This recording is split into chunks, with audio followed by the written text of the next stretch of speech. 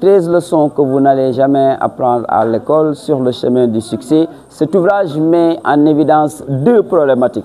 Le premier problématique, c'est celui de l'école d'abord. Nous tous aujourd'hui qui sommes des acteurs de l'éducation, nous sommes des pionniers du savoir dans les établissements.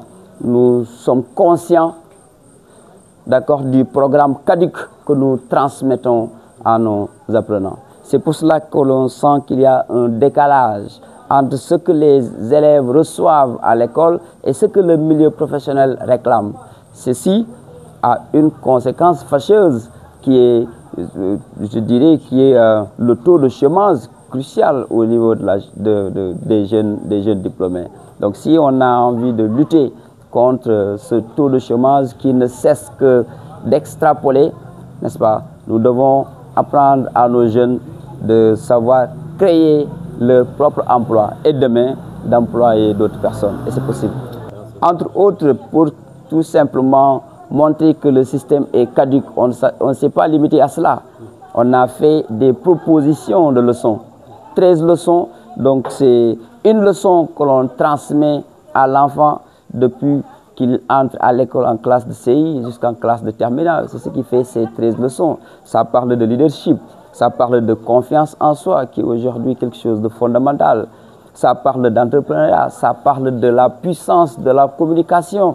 Et en fin de compte, ça parle aussi, entre autres, de l'éducation financière. Parce qu'enfin, nous sommes appelés à gérer de l'argent, mais savoir comment est-ce qu'il faut gérer l'argent que nous gagnons. Parce que la richesse, ce n'est pas ce que je gagne à la fin du mois, mais ce que j'en fais. C'est ce qui va déterminer ma richesse. L'objectif de cette écriture, c'est de ne pas produire un livre de plus, mais que ce livre, ça soit une valeur ajoutée. Que tout élève s'en procure pour que ça soit son livre de chevet.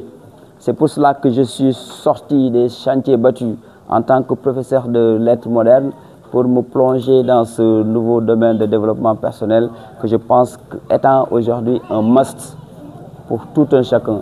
Parce qu'on dit très souvent, on ne développe pas, mais on se développe. Comment est-ce qu'on se développe? C'est en étant la meilleure version de soi-même. C'est en investissant sur soi-même, à travers des formations, à travers des lectures, à travers des séminaires, n'est-ce pas? À travers des rencontres. Donc c'est ce qui va nous préparer, n'est-ce pas, à marcher sur ce chemin du succès que je trouve être, je dirais, la finalité.